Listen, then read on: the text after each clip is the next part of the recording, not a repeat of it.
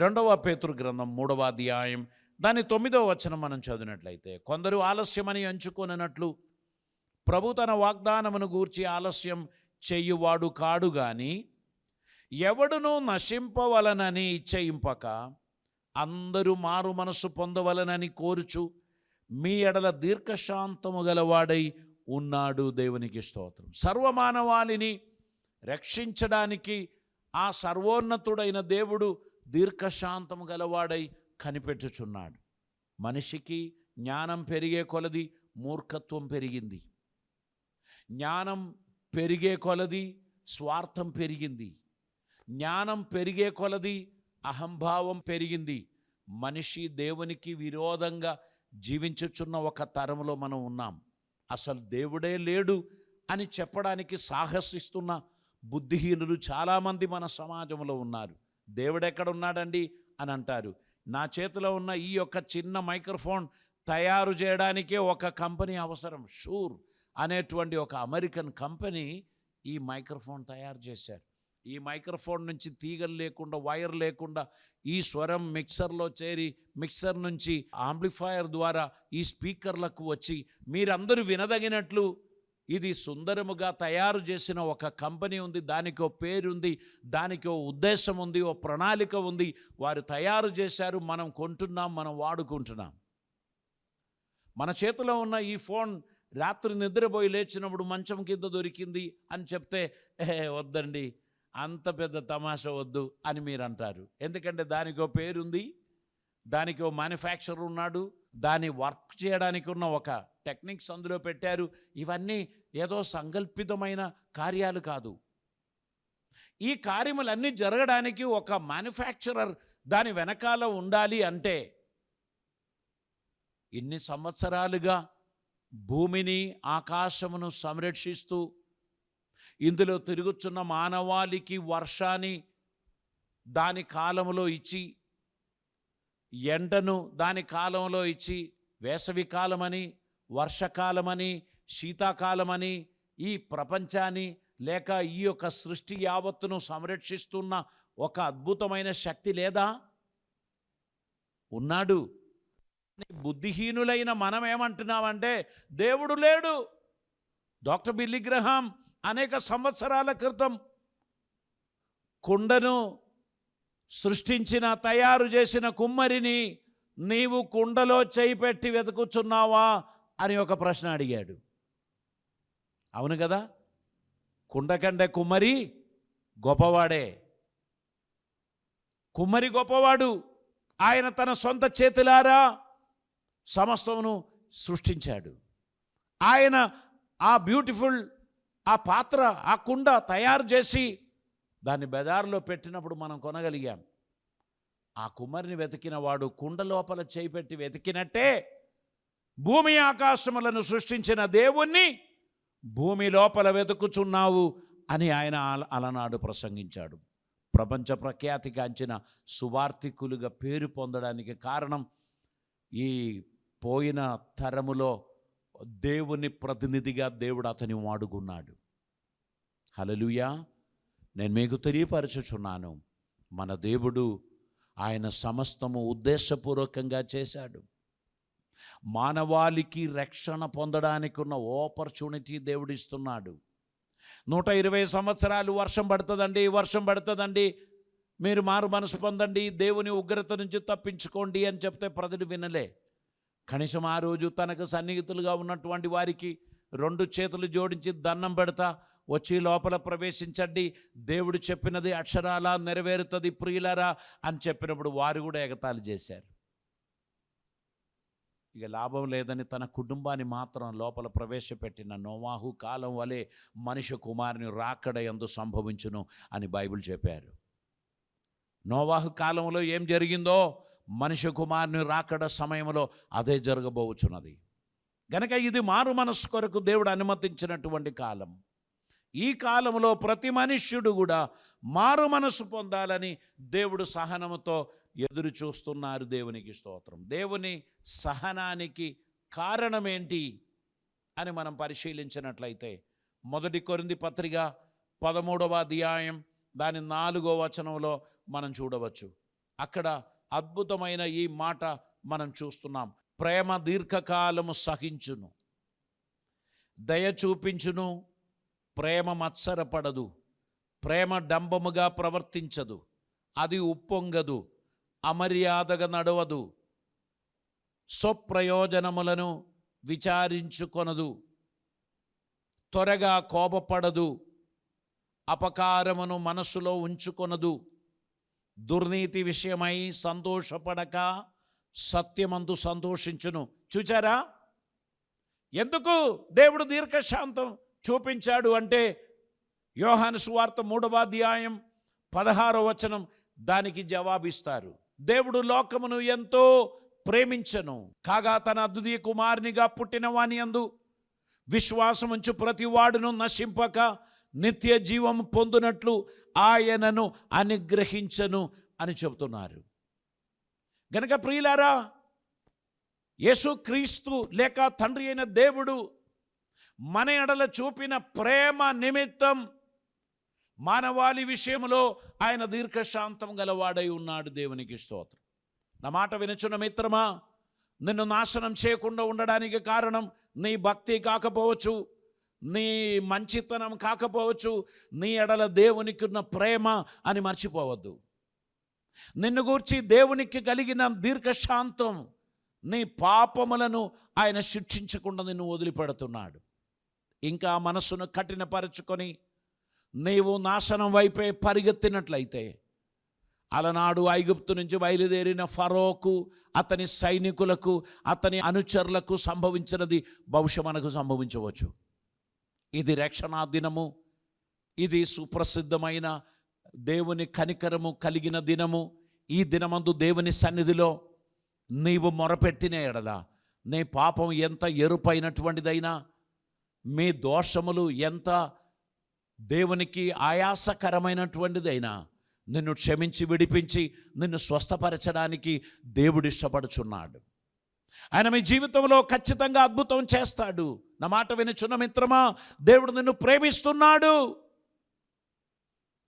దేవుని కనికరము నీ ఎడల ఆయన చూపించి ఉన్నాడు, దీర్ఘశాంతము ఆయన చూపించి ఉన్నాడు. గనక ఇదే రక్షణా దినం, ఇదే నువ్వు మారు మనసు పొందవలసిన దినం. వేషధారణ ద్వారా దేవుని సంతోషపెట్టడం కుదరదు. నీవు కొంతమందికి సంతోషకరంగా ఉండగలవు.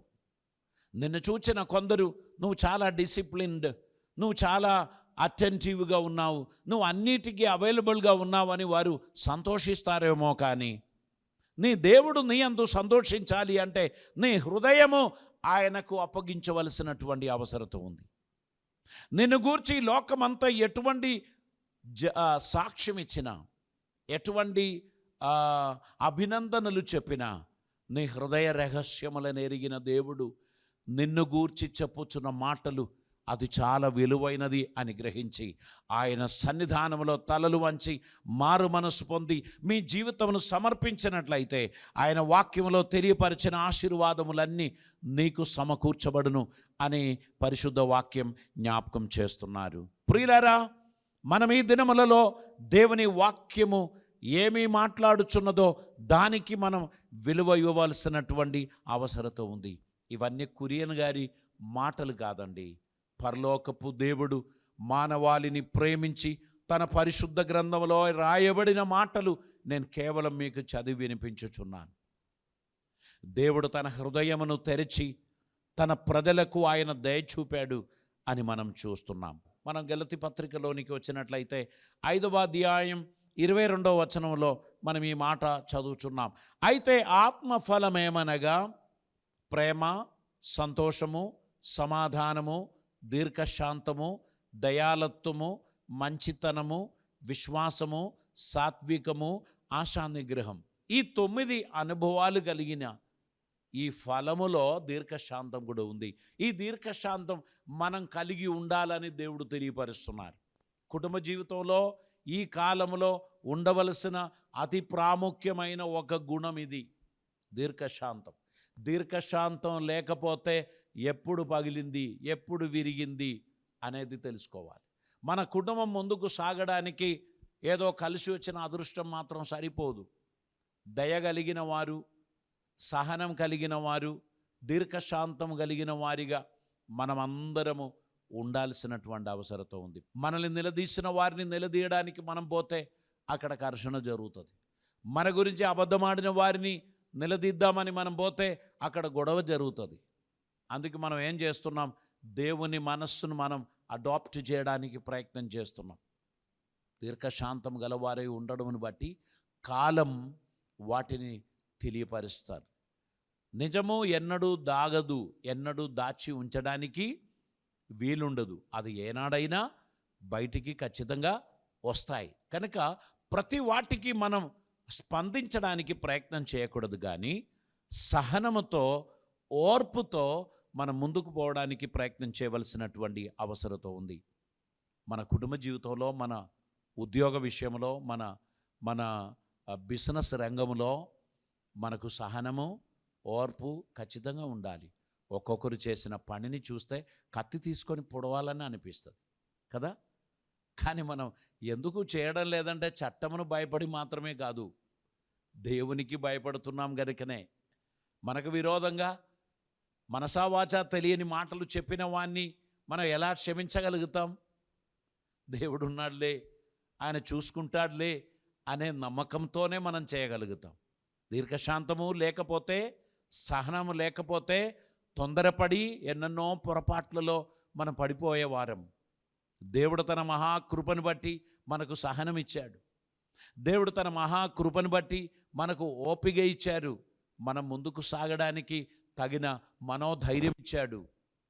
నష్టం జరిగినా ఓర్చుకోవడానికి, పోనీలే అని అనుకోవడానికి తగిన సహనం దేవుని వలన మనం సంపాదించాం.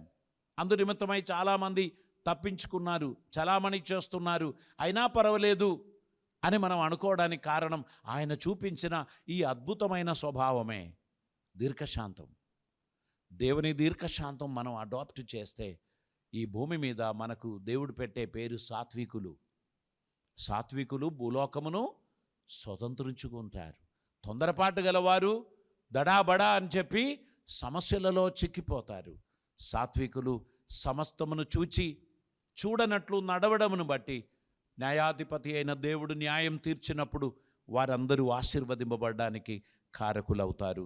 ఈ జీవితంలో ప్రభువు చేసిన కార్యాన్ని మనం అడాప్ట్ చేయాల్సినటువంటి అవసరత ఉంది అనేటువంటి విషయాన్ని నేను మీకు జ్ఞాపకం చేస్తున్నాను. కొలస్సీ పత్రికలో అపోస్తలుడైన పౌలు 1వ అధ్యాయం 9 నుంచి చదవాల్సిన అవసరత ఉంది. అందుచేత ఈ సంగతి వినిన నాటి నుండి మేమును మీ నిమిత్తము ప్రార్థన చేయుట మానక, మీరు సంపూర్ణ జ్ఞానమును ఆత్మ సంబంధమైన వివేకము గలవారగును, ఆయన చిత్తమును పూర్ణముగా గ్రహించిన వారునై ప్రతి సత్కార్యములలో సఫలులగుచు, దేవుని విషయమైన జ్ఞానమందు అభివృద్ధి పొందుచు, అన్ని విషయములలో ప్రభువును సంతోషపెట్టునట్లు ఆయనకు తగినట్లుగా నడుచుకొనవలననియు, ఆనందముతో కూడిన పూర్ణమైన ఓర్పును దీర్ఘశాంతమును కనపరచునట్లు ఆయన మహిమా శక్తిని బట్టి సంపూర్ణ బలముతో బలపరచబడవలననియు, తేజోవాసులైన పరిశుద్ధుల స్వాస్థ్యములో పాలివారగుటకు మనలను పాత్రులుగా చేసిన తండ్రికి మీరు కృతజ్ఞతాస్తుతులు చెల్లింపవలననియు దేవుని బతిమాలుకొనుచున్నాము. దేవునికి స్తోత్రం. ఇదొక సుదీర్ఘమైన వచనం. ఈ వచనంలో ఎన్నో అంశముల కొరకు పౌలు గారు ప్రార్థన చేస్తున్నారు, సంఘమంతా ప్రార్థన చేస్తున్నారు. అందులో మనమందరము అన్ని విషయములలో ప్రభువును సంతోషపెట్టినట్లు ఆయనకు తగినట్లుగా నడుచుకొనవలనని ప్రార్థన చేస్తున్నారు. దేవుని సంతోషపెట్టినట్లు, దేవునికి తగునట్లుగా నడవడం, దేవునికి ఇష్టలుగా ఉండడం, దేవుని చిత్తం నెరవేర్చడం, అది మన జీవితంలో సంభవించాలని మన నిమిత్తమై ప్రార్థన చేస్తున్నారు. ప్రార్థన చేయమ్మా, దేవునికి థ్యాంక్స్ చెప్పమ్మా అని పిల్లలకి చెప్తే వాళ్ళకి అర్థం కాదు. ఇప్పుడు తల్లి ఏం చేస్తున్నారు? తండ్రి, నీ ఎడల ఈ బిడ్డ కృతజ్ఞత కలిగి ఉండడానికి కృప చూపండి అని ప్రార్థిస్తున్నట్టు పౌలు గారు మన కొరకు ప్రార్థన చేస్తున్నారు. దేవుడు చేసిన మేలులను గుర్తించి, దేవుడు చేసిన ఉపకారములను అర్థం చేసుకొని, దేవునికి మనం కృతజ్ఞత కలిగిన వారిగా ఉండాలని, తేజోవాసులైన పరిశుద్ధుల స్వాస్థ్యములో మనం ప్రవేశించాలని మన కొరకు కొందరు ప్రార్థన చేస్తున్నారు. ఈరోజు మనం అదే కదా చేసేది. పిల్లలు అడుగుతారు, అస్తమానం ఏం ప్రార్థన, అసలు నీకేం పోయింది? ఈ ఇంట్లో బియ్యం లేదా? ఈ ఇంట్లో పప్పు లేదా? నూనె లేదా? నువ్వు రాత్రి 2 గంటలకు లేచి ఏడిచ్చేదేంటి, ప్రార్థించేదేంటి? తల్లిని అడుగుతారు బిడ్డ. నీకు పడుకోవచ్చు కదా, ఎవరు పెట్టారు ఈ ప్రార్థన లైను? ఎందుకమ్మా ఇవన్నీ? పండుకో అని పిల్లలు చెప్తారు. నీ ఆరోగ్యం క్షీణించిపోతుంది, నువ్వు పండుకో, నువ్వు ప్రార్థన చేయకు. ఈ తల్లి ఎవరి కొరకు ప్రార్థన చేస్తున్నారు?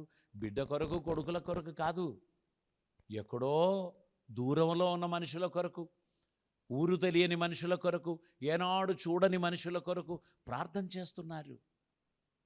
అక్కడ వారు సంరక్షింపబడుచున్నది ఈ తల్లి చేసిన ప్రార్థనను బట్టే. ఇక్కడ పౌలు గారు 2000 సంవత్సరాల క్రితం మనందరి కొరకు ప్రార్థన చేశారు.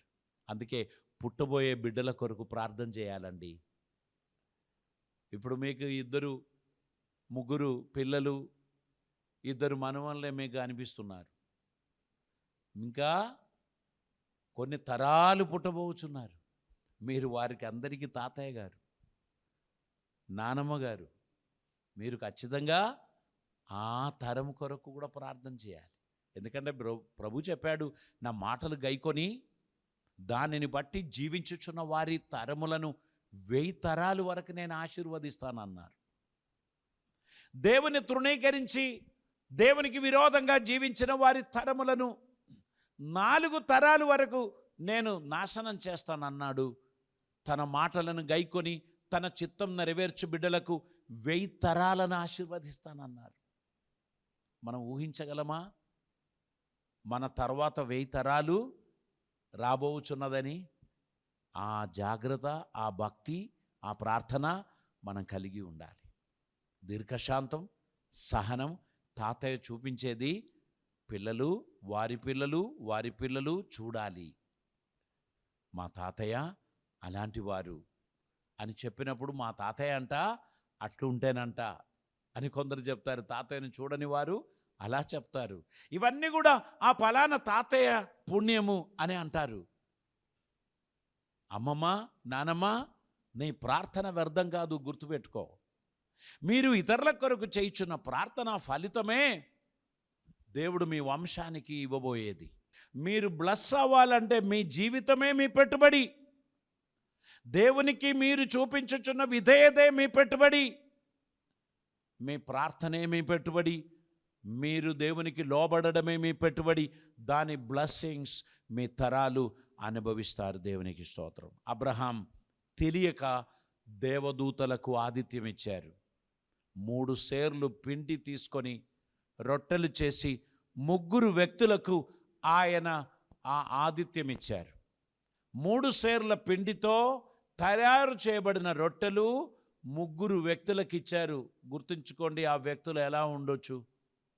1 సేరు పిండితో తయారు చేసిన రొట్టె ఒకరు తినేశారు అంటే వారు మామూలు మనుషులు గారు. అంత బలమైన మనుషులకు అంత ఆతిథ్యం ఇచ్చి అబ్రహాము వారిని పంపిస్తే, అబ్రహాము సంతానమునకు 20 లక్షల మందికి ప్రతిదినం దేవుడు 1 సేరు మన్నా ఇచ్చారు. దేవునికి స్తోత్రం. నీవు దేవుని కొరకు ఏదైనా ఇచ్చి నష్టపోయాను అని ఏనాడు నువ్వు చెప్పడానికి దేవుడు ఒప్పుకోడు. నీవు ఇచ్చిన దాని ఫలితం ఎంతమందికి దేవుడు ఇచ్చాడు? ఆయన ఇచ్చింది 3కే. కానీ దేవుడు ఎంతమందికి ఇచ్చారు? 20 లక్షల మందికి. ఎంతకాలం? 40 సంవత్సరాలు. హల్లెలూయా. విధేయత మీ విత్తనమైతే అది పండుతుంది. ప్రార్థన మీ విత్తనమైతే అది పండుతుంది. మీరు ఏ మంచి కార్యం దేవుని కోసం మీరు చేస్తారో అది మీకు పండుతుంది. సనుగులే మీ విత్తనమైందనుకో, మీ చుట్టూ సనుగుల మాస్టర్లు గుంపు చేరుతారు. ఇక మీ పిల్లలు, మీ అల్లుళ్ళు, మీ కోడళ్ళు అందరూ సనుగు మాస్టర్లుగా ఉంటారు. మీకు పిచ్చి లేస్తుంది. ఎందుకు తెలుసా? అధికారమునకు విరోధంగా, అభిషేకమునకు విరోధంగా మీరు మాట్లాడిన ప్రతి మాటను కూడా అది పండగ మార్చే కాలం వచ్చుచున్నది. గుర్తుపెట్టుకోండి, ఫ్రెండ్స్ కలిసినప్పుడు మనం మాట్లాడుచున్న మాటలు దేవుని హృదయమును నొప్పించేదై ఉండకూడదు. మనం ఏ మాటలు పలికినా దేవుని హృదయాన్ని ఆనందింపచేసే మాటలు మనం పలికినట్లయితే అది మనకు ఆశీర్వాదం. ఒక్క వచనం కూడా చదివి మనం ప్రార్థన చేద్దాం. 2వ తిమోతి పత్రిక 4వ అధ్యాయం దాని 2వ వచనాన్ని చదువుదామండి. వాక్యమును ప్రకటించుము, సమయమందును అసమయమందును ప్రయాసపడుము, సంపూర్ణమైన దీర్ఘశాంతముతో ఉపదేశించుచు, ఖండించుచు, గద్దించుచు బుద్ధి చెప్పుము. ఈ గద్దింపులు, ఖండించుట అది స్వీట్గా ఉంటుందా అండి? చెప్పండి. గద్దించినప్పుడు ఏమొస్తుంది? కోపం వస్తుంది. ఖండించినప్పుడు ఏమొస్తుంది? అప్పుడు కూడా కోపమే వస్తుంది కదా. ఇక్కడ పౌలు గారు తిమోతికి ఏమంటున్నారు? మరియు సంపూర్ణమైన దీర్ఘశాంతముతో ఉపదేశించుచు, ఖండించుచు, గద్దించుము, బుద్ధి చెప్పుము. ఎందుకనగా జనులు హితబోధను సహింపక దురద చెవులు గలవారై తమ స్వకీయ దురాశలకు అనుకూలమైన బోధకులను తమ కొరకు పోగు చేసుకున్నారు. మనలని నవ్వించే బోధకుడు కావాలి, మనకు ఆనందం కలగజేసే బోధకులు కావాలి, చప్పట్లు కొట్టే మాటలు రావాలి. ఈ అభినందనలంతటి కొరకు మనుషులు వారికి ఇష్టమైన బోధకులను వారు సమకూర్చుకుంటారు.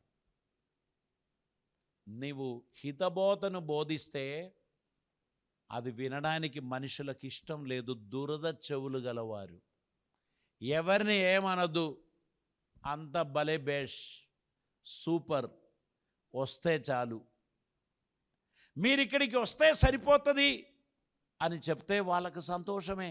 మనల్ని ఏం ముట్టుకోడు, మన హృదయానికి హాని అసలే కలగదు. అన్ని జోకులు, నవ్వులు, ఇది మాత్రమే ఉంటుంది. Happy happy happy.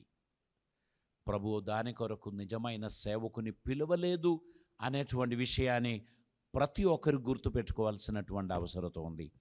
దేవుని మాటలు మన క్షేమము కోసమే దేవుడు వినిపిస్తాడు. ఉపదేశించే ఉపాధ్యాయుడు ఆ వ్యక్తి ఒక ఐఏఎస్ ఆఫీసర్ అవ్వాలనే ఉద్దేశంతోనే ఉపదేశిస్తాడు. నానా, నీకున్న పట్టుదల నిన్ను ఒక ఐఏఎస్ ఆఫీసర్గా మారుస్తుంది. ఇది ఎవరికి చెప్తారు? 8th క్లాస్లో చదివిన అబ్బాయికో అమ్మాయికో టీచర్ చెప్తారు.